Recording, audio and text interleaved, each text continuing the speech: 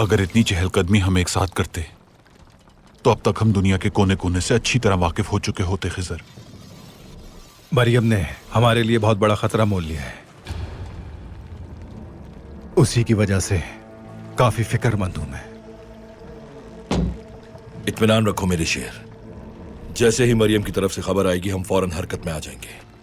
अगर वो शाम तक बाहर ना आई तो हम खुद जाके उसे बचा लेंगे, बेफिक्र रहो। रुच रईस बिल्कुल ठीक कह रहे हैं। हमने बुहिरा रोम में रुदोश से तो छुटकारा हासिल कर लिया है, आगे भी सब ठीक होगा इंशाअल्लाह। बिस्मिल्लाह।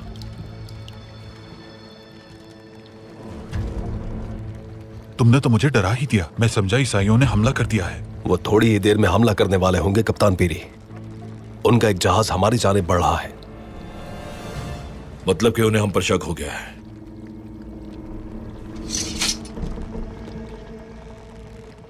शायद वो आपको और खिजर को जानते हों।